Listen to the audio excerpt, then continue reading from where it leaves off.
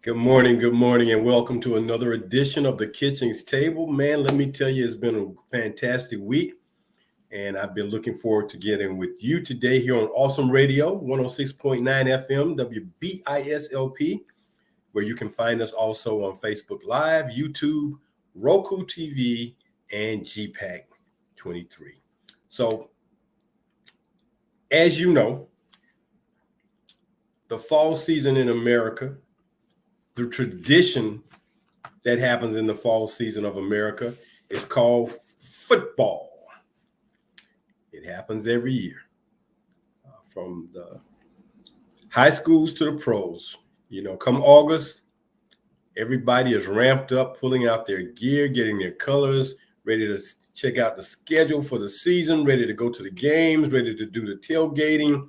You name it, everybody gets ramped up for football season. So today, being that we are maybe halfway through high school, maybe college, maybe the pros, a few more games before they get to halfway, but still wanted to take this moment out today to just talk a little bit about football, specifically college football, because of course, college football is still considered an amateur sport. And over the past couple of years, that has been changing. The landscape for being an amateur sport is changing. So it's going to be now where they have what they call name, image, and likeness rights, whereby some players, not all players, some players can be compensated for their use of their image or their name or a likeness of them on a product and or for a service, and they get compensated. And already some players have received millions of dollars. That is the changing landscape of college football in America in 2022. So in thinking about that, and this has not always been a topic that I've brought to the Kitchings Table because it's sports, but sports is my passion. I'm a sports historian by trade and by my efforts to do a few books. The fact that college football and probably college basketball as the two revenue generating sports at the collegiate level now have these agreements in place. Let's call them that, agreements in place for these players to be compensated, because for so many years the compensation was not there for them. Schools made millions of dollars, and we're going to talk about the schools and what that compensation looks like for the schools over time. And the fact that coaches are now in that upper level making millions of dollars, and although they are the managers, supervisors of these football teams, they are not the talent or labor. And as we look at that particular aspect of it, I thought now would be a good time just to touch into that, because so much football now is ramping up and getting ready, man. I mean, once upon a time, baseball was considered, America's game, and that has been replaced by football. And right on the heels of that probably is basketball. So you like football, maybe basketball, baseball, but football has become the dominant sport on the American landscape, in American households, and everywhere else. So I just thought I would just touch on this a little bit today. And before we get to what they call the bowl season, which happens in December, give you this information. And perhaps it will lead you to want to go online and look up the additional information. But, college football, as amateur as it is for the players, it has become big business. When a coach can make $11 million a year in salary for coaching a college football team because they're generating that much revenue. And the revenue comes in multiple ways.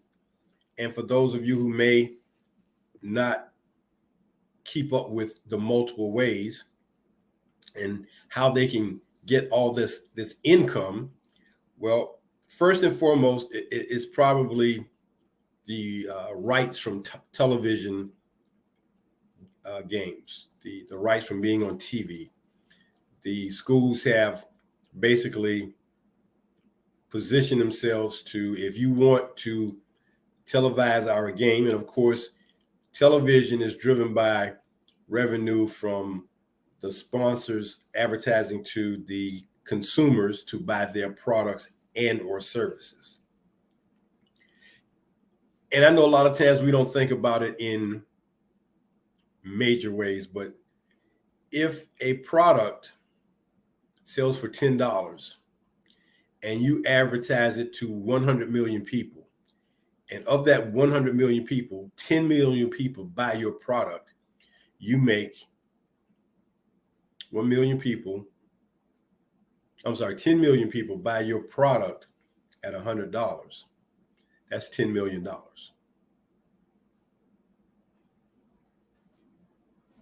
Something to think about.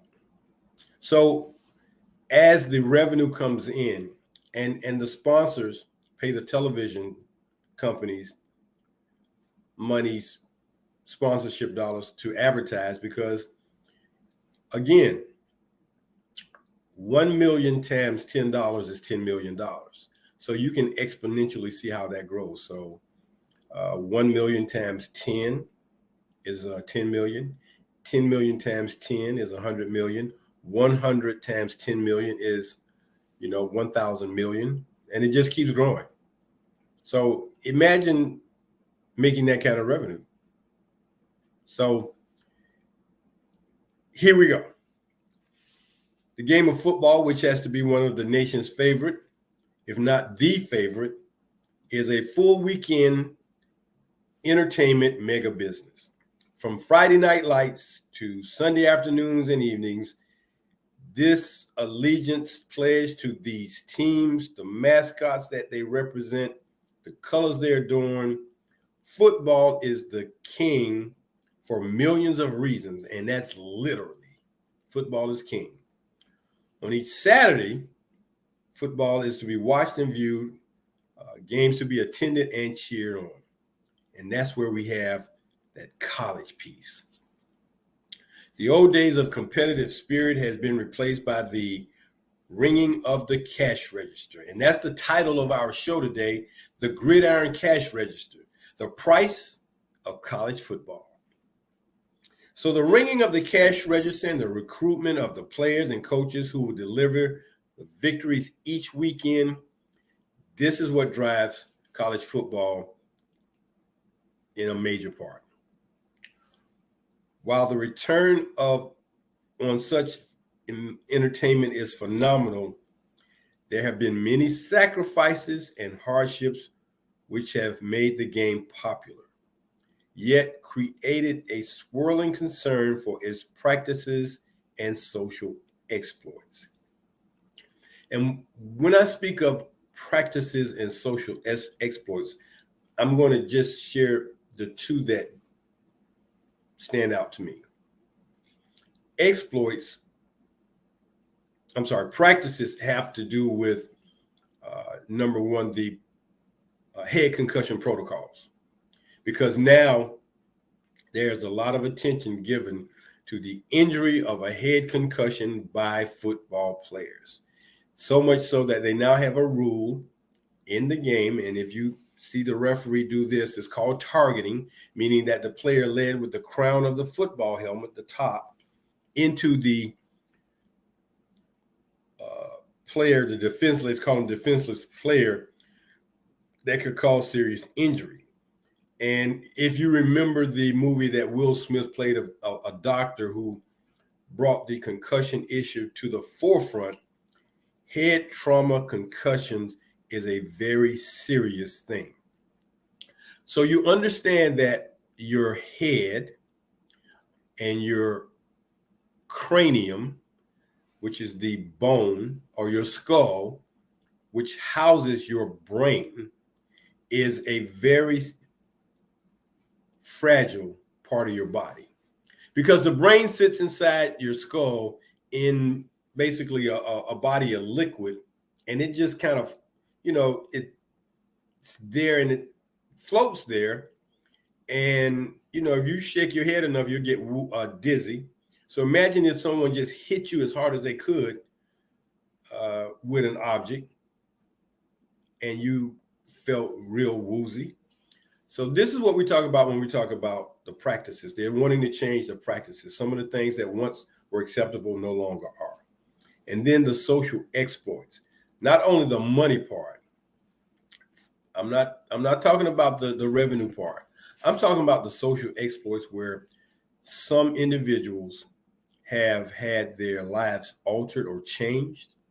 They've not been given the opportunity to excel in their particular position, specifically at the quarterback position, or they've just been minimized because social situations in this country cause them some traumatic outcomes. And in our pantry section today, we're going to talk about one particular social exploit that dealt with 14 Black football players at the University of Wyoming, or Wyoming University, that happened back in 1969. And I know some people might not want or not feel comfortable talking about history. However, history is what it is. It's created, it's done, things happen, and it leaves a story, which can leave a legacy, which is there for others to read about and to know about. And as the saying goes, you can't know where you're going till you know where you've been. So you can't talk about your future until you talk about your past.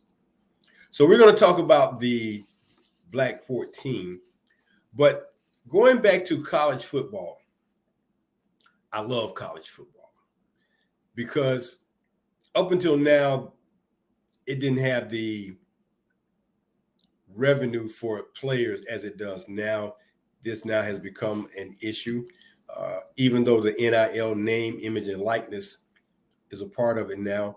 There's still going to be some additional ways for student athletes to be compensated, and that will probably come in the way of stipends, which, if these student athletes are helping to generate millions of dollars every Saturday.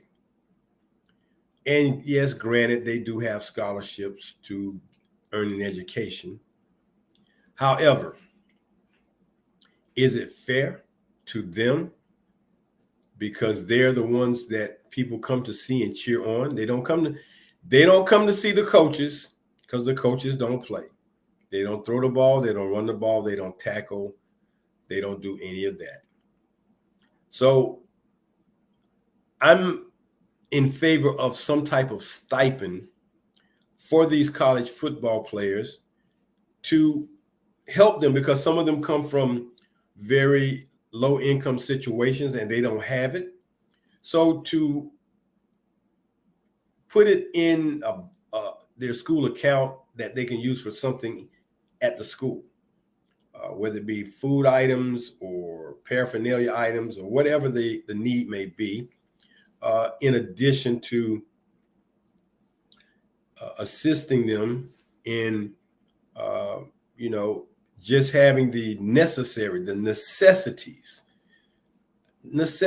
just your personal hygiene stuff to purchase on a regular basis, to get your clothes washed, to if you have a car and you're running a little low on gas. So the stipend helps. And again, if one coach can make $11 million a year, one coach, let's just say 10 coaches on an average made $8 million a year. Isn't it just sort of fair that the guys who help put that money in his pocket get a little bit? $100 a month, 12 months. I mean, 4 months, 5 months, $500. Is that too much? Especially for the ones who need. And that's where we talk about the need. But anyway, college football. Let me give you some statistics about college football so you'll know, just what the big picture of this whole equation is, because on Saturdays, we see a portion of that when we see those major games on the major TV networks in front of the major mega fans who fill the stadiums, 80, 90, 100,000 fans at a game. And not to mention how many more are outside that didn't come in the game, but are still just there tailgating. So here's some facts, and you can do your own equation and summary and thought processing of how all this relates to one another. So there are approximately 893 football teams in America that span 5 different divisions. Division 1, those are the major colleges that you see on a regular basis. Then there's in that is what they call a subdivision 1. It used to be called 1AA. They now call it FCS, but it's the same thing, 1A, 1AA. And this is only for football, because if your program is a Division I program in all other sports except for football, your athletic program is a Division I program except for the technical part of 1AA or FCS. Division 2, Division 3, NAIA, the National Association for Interscholastic Athletics, and the NJCAA, the National Junior College Athletic Association. 893 football programs in America. That's a lot of teams. And if you multiply that by an average of, let's say 60, because the junior colleges may not allow as many as the Division I, and everything in between, the numbers are skewed so that not everybody has that many. And I'm going to tell you about how many actual players can be on teams at the upper level and below. So 893 collegiate teams from junior college to Division I. Now here's a breakdown of the states which have college football teams, which have the most college football teams. Starting off with Pennsylvania, 52, followed by Ohio, 41, Texas, 37, New York, 31, North Carolina, 31, Massachusetts, 29, Illinois, 28, Minnesota, 25, Virginia, 24, and rounding out this list, California, 22. That may be surprising. I would have thought California would have had more than that. But that's what they have. And probably because they don't have many Division II teams or Division III teams. And Division III teams offer no scholarships, no assistance to any student athlete who wants to go there. Now, one of the beautiful things about college football is this. If you are a student who is a very sharp student who has the athletic abilities, I will say this to you and to your parents or guardians. Earn an academic scholarship and then go out for football if you have those skill sets. Why?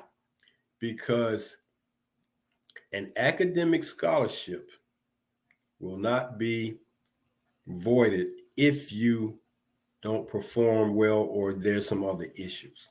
Your academic scholarship is in place, and as long as you are maintaining the necessary GPA, then you keep going and graduate and get your degree.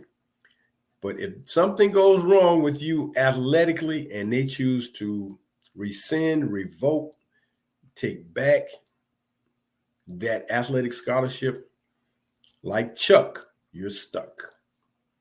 Simple as that. So Pennsylvania, Ohio, Texas are the top 3 states with collegiate football programs. 893 total in America. Now, when it comes to how many players can be on a team, information shows that you can have up to 125 players, but on an average, most schools, most of the big schools have 105. And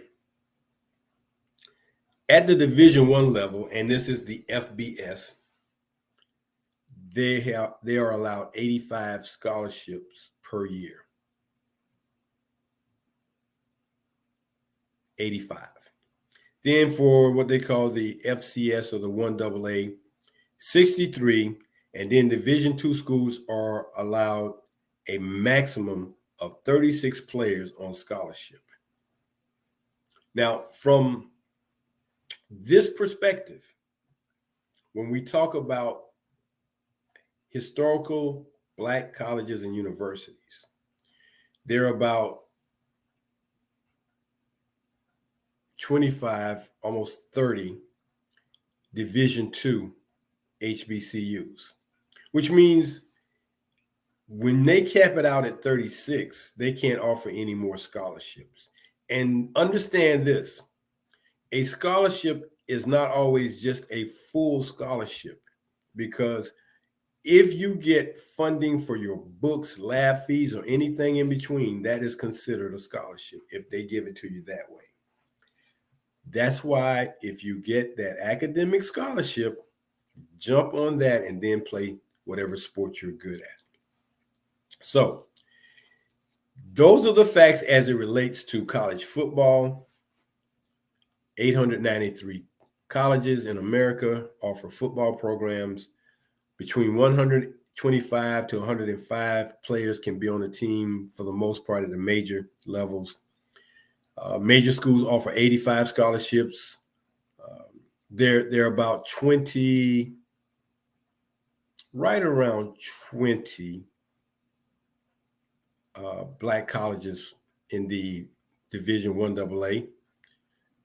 They are in the Mid-Eastern Athletic Conference and the Southwestern Athletic Conference. The 2 conferences for Division II Black colleges are the SIAC, the Southern Intercollegiate Athletic Conference, and the Central Intercollegiate Athletic Conference. And they offer 36. So we've talked about the levels, 1, 1AA, 2, and 3. Add in junior college if you like. Then the conferences, the major conferences, 11 primary conferences, 11. But of that 11, they have what they call the Power 5. SEC, ACC, Big Ten, Big 12 and the Pac 12. The five large conferences, the five largest conferences with the biggest schools. When you talk about a big school, the Big Ten is not the Big Ten for any reason. The Big Ten is Big Ten because not only uh, because of their athletic programs, but because most of the colleges have enrollments of 35 plus. I think Northwestern and maybe Purdue may be the smallest enrollment colleges in the Big Ten, where when you get to like Ohio State, maybe Minnesota, Penn State, they may be right around 45,000 students. 45,000 students. So the big schools have the big enrollments, except for one. You'd be surprised to know that Notre Dame University enrollment is less than 15,000 students, but they have a big image. They have a big brand. They are just big. And you know why they're big? Because of college football from years and years and years ago. They were the powerhouse. They had all the athletes. They had all the branding. They continue to have the branding. They continue to carry the moniker. And as long as they've gotten that, they've been, who they are, Notre Dame football. So the conferences make up the Power Five, and then you have the other six conferences, the Mountain West, the Atlantic Sun, the MAC, and a few others. Then you have your FCS divisions, which you'll find a lot of colleges in, and it just scales down. And at the end of the season, two things are going to happen. If you are fortunate enough to finish the season with an even record of 6-6,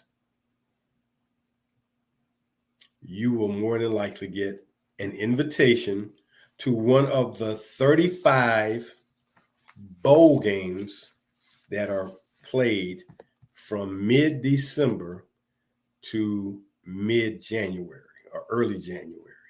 35 bowl games. It wasn't always that many, but again, revenue, TV, they've caused this situation to be. And even though you may watch one of those games before you get to the major games after Christmas, and when they pan the stadium, it doesn't look like a lot of people are there. Understand, again, it's on TV because the sponsors pay so that their product and or services can be seen by millions of viewers. So the 40,000 fans that are in the stadium aren't as critically important to the 1 million fans or the 5 million fans or the 500,000 fans that are watching on TV. Even if it's just for 30 minutes. If my commercial can reach 500,000 people a couple of times during a bowl game, and I can get 1, 2, 3, if I can maximize 5% sales off my commercials, then fine. I'll roll the dice and do that. It's not so much worry about the actual attendance and the ticket revenue that comes at the gate. It's not that critically important for some of the bowl games. The TV part, they want to make sure that bowl game gets on TV because, hey, between late August and early September till December, it's a frenzy, and everybody is watching college football. So let's break down how some of these values, these college values, go from the top 20, from the high to the low, and from the low to the high. So when we talk about the value rankings, at number 115 in the FBS, the value for a Louisiana Monroe was at $6.7 million. That's the value that they bring for their football program. That was in 2017. It dipped a little bit in 2018. The value now, this is what it's valued at. And then, the revenue that they produce is right around that same amount. So, Louisiana, Monroe, Arkansas State, Bowling Green, New Mexico State. And New Mexico State is a pretty large college. It's in New Mexico, and it doesn't have a large base. It doesn't have a large following. And then Louisiana Tech, they have revenues somewhere between $10 million to $6 million, and their values are in those ranges. But once you pass that and you get to the top 20, just to show you the difference, how things will jump, and it's all about numbers. It's all about numbers. The more people see you, the more people watch you, the more people follow you, the more people become a fan of your team and brand, the more revenue it generates. So at number 20,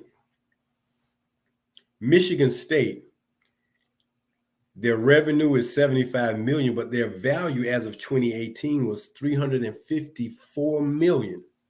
So that's almost a little bit over four times the revenue they bring in, their value. University of Washington, revenue $102 million plus, but their value is $440 million. Four times. And the budgets for these programs are phenomenal. And the revenue, as you can see, if my budget is, let's just say, to keep it at around number 50 million, and we bring in 440 million, that's a lot of revenue to add on to, So and what you have to understand too is that football is the revenue producing sport in college, on the college landscape. It is the revenue producer. So if your college has 18 sports, and of the 18, 15 of them don't generate much money. Many of the women's sports don't generate large pieces of money. Then football has to carry that. So don't think that 440 million that Washington makes just goes straight to football. No, it has to cover all the sports. So Iowa, 100 million at number 18, but $458 million. So it exponentially goes up. At number 11, the University of Florida, their revenue is 117 million, but their value is 634 million. And then we get to these three. Well, I'm going to do these five schools because I already told you about Notre Dame and their brand and how much they generate. Notre Dame is at $118 million in revenue. So before I go on, I just want to thank you for joining us here on the Kitchings Table on WBISLP 106.9 FM, Awesome Radio, YouTube, Facebook Live, Roku, GPAC 23 platforms. You can follow us. We're here every Tuesday morning, 10 a.m. on Awesome Radio. And we're always happy to be with you and share some information, news. So today we're talking about the gridiron cash register known as college football. So let me continue this college value rankings.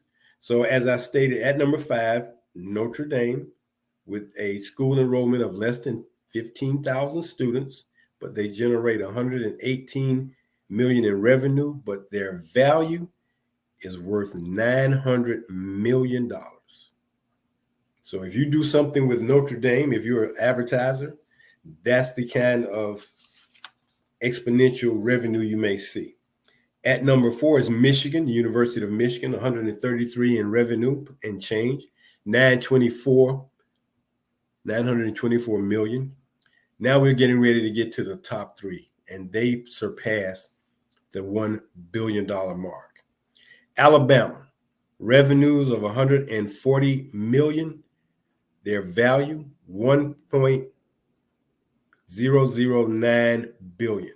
Ohio State, 136 million in revenue, $1.048 billion. And then at the top, they may not be playing very well, but their brand and who they are put them at the top. The Texas Longhorns.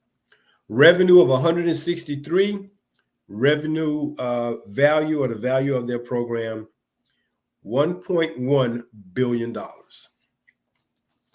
So when you talk about ticket sales, concession sales at the game, concession sales aside from the game, online and everywhere else, parking, food, sponsorships, in addition to, the TV money they get, sponsorships that they create on their own, they got a $1.1 billion value. So if you sign up to do something with Texas, guarantee you're going to see some income. So that's the value of college football, and that's what makes the gridiron cash register ring. So hopefully that helped you to understand the bigger picture. But as I stated in the opening, there's some hardships and sad stories that come out of college football that you don't always hear about, that only those affected by what happened continue to be haunted or burdened or life changed, or a combination of all of those that turn their lives upside down. So in our pantry section today, we're going to talk about the Black 14. And this was about 14 players who were Black who played football at Wyoming University, and they were banished, not kicked off. Listen to the difference in being kicked off or didn't get their scholarship renewed. That wasn't the case. They were banished from the university's football program, and basically from the university, Wyoming. And when I found this story, I was just shocked and amazed that a whole lot of attention wasn't given to it. Like so many other of the stories that happen from a social context or from a racial context, you don't hear about the stories that are negative or have a dramatic impact. So this is what happened. These 14 young men were dismissed from the Wyoming football team in 1969. And the reason this came about was because they were going to recognize these players after 50 years and try to, smooth things over and, hey, we're sorry. That's too late for that. But this is what they tried to do. And these players wanted to just wear a black armband as a sign of Black unity and solidarity during a football game.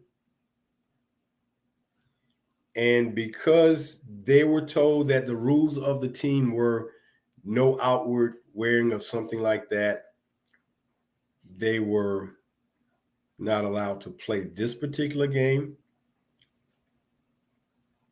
And if I'm reading this correctly, they were uh, scheduled to play Brigham Young University. Now, if you know anything about Brigham Young University, you know that is a Mormon school which is supposed to have Mormon spiritual values, like Christian values, but they're Mormon values. So you think that you wouldn't have to deal with something like this. But again, as we're seeing in today's time, the moral integrity of many individuals goes out the window when it comes to social justice, doing things right from a social perspective, and not allowing money and power to drive your decision making. So they wanted to do this. The coach told them no, and basically said, "You guys can't, y'all won't be playing." And it states here they were immediately banished, which basically turned their lives upside down, because now what do we do? Where do we go? You know, do we go back home? We got to go home because we don't have anywhere else to go. Some of them transferred to other schools. Some of them never returned, never received their degree. And it hurt so many of them for a very long time. Even through 2019, these men were still feeling the pain of this situation. So the athletic director, and whose name was Tom Booman, and the president of the university thought they needed to do something, because the AD was anguishing over the whole thing. There was an award being put out, and it just bothered him. So they came up with an idea to try to, make things right. And it's hard to do that when, you're dealing with issues of Black Lives Matter, because people don't value you. You're undervalued, as a person. So they made an effort to reach out to some of the players. One player in particular they reached out to, Mr. John Griffin, who at the time was 69, living in Denver. And he embraced their wanting to reach out and made an effort to reach out to some of his former teammates who didn't necessarily want to do it, but they were making an effort to make this happen. And, one of the guys said, he didn't have anything against Mormons. He just was not happy about the way he was treated when he went to play that football, the year before. So they had some real heartburn about wanting to embrace what the school wanted to do to atone for this egregious act. These guys playing for your school and alma mater, representing you, and something as difficult as this happens, and no one stands up for them. Similar to what has recently happened with a Black volleyball player from Duke University. She went to play at BYU at a volleyball game, and she was called names, negative names, and it really took a toll on her. So it's ironic that this happened in 2022. 1969, something like that happened involving BYU. And you have to ask yourself, why would a Black student athlete want to go to BYU if this is the way BYU alumni or fans treat people of color? Why would you want to go to a place like that? And there is growing sentiment amongst graduates of black colleges that are being said to parents of black students, don't send your child to a place where they're going to be disrespected or threatened or they don't feel comfortable. Why go there? Why go there? Go to a black college. You're not going to have that type of situation. So at the time that this happened at Wyoming, their football coach, Lloyd Eaton, who started there in 62, had taken the team to a Sun Bowl game in 66. So he was having success. And he started stacking his team with black football players, many standouts from high schools, and it integrated the program. And, he was getting players. Some players were favoring him over schools in California, UCLA, USC, Stanford. So during this time, at the beginning of the 69 season, there were 17 players, 3 of them quit before the Brigham Young incident. And he was the person, Coach Lloyd Eaton. He was the person that told the players, hey, these are the rules, and you guys break the rules, you're off the team. And in addition to the story, the players went to the coach. They went to him seeking permission to wear these black armbands. And here's the quote. So when they went to meet with him, Coach Eaton said this: I can save you a lot of time cutting them off before they even got, any further at the field house. As of this moment, you are no longer members of the Wyoming football team. Once he heard about it some kind of way. And they said that Eaton went into a racial diatribe, telling them to go back to their fatherless inner city homes and live off public benefits. Now, later, he said he denied that, and yelling at them and telling them to shut up. One player, Ted Williams, who was a running back, who was also kicked off the team, said he couldn't talk. I opened my mouth and no words came out. That was his direct quote. So here's your head coach who went through the trouble of recruiting you, but here's a situation that is touching you personally, and you wanted to show some solidarity. And the coach says that the armbands violated his longstanding no protesting policy. That's what they did. They violated the coach's longstanding no protesting policy. So that's what happened. No discussion, not trying to understand what they were going through, not trying to understand what feelings they were having, because their feelings were what? Irrelevant. It doesn't matter what you guys are feeling. You broke the team rules, you're done. You will never wear the brown and gold again here at Wyoming. You'll never be a cowboy. That's their mascot, the Wyoming Cowboys. So see you later. So 50 years later, athletic director, president made an effort to atone for this egregious act that the coach did. So they made the effort, and the final outcome was that several members of the Black 14 returned to campus for Black History Month at the invitation of the school's Diversity, Equity, and Inclusion Office. They brought them to a basketball game and introduced them at mid-court during halftime. They welcomed them home.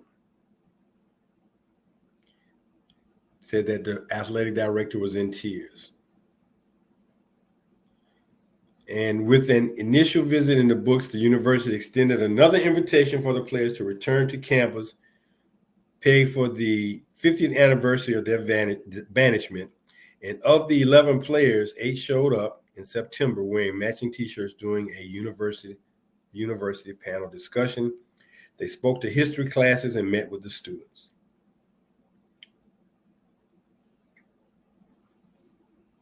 Now, because it's now 50 years later, and this whole story shows you just how devastating a lot of these men were. Because their opportunity for the ones that did not go to another college, that experience soured them to the point where they did not earn their degree. And that's the travesty and the tragedy of the whole thing. Because had the coach done something different, even if he had just suspended him for that one game, it may have been a different outcome, but that's not what happened. They were banished. The Black 14, Wyoming Cowboys football players of 1969 made history by standing up for themselves and standing together in solidarity and unity. Coach, if you kick one off, you got to kick all of us off.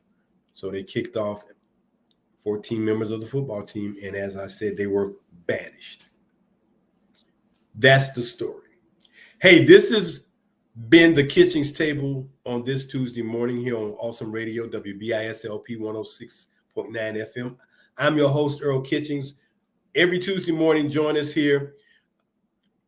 Other platforms such as YouTube and Facebook Live, but join us here for what we have to share with you on what's important and relevant in our world here at the Kitchings Table.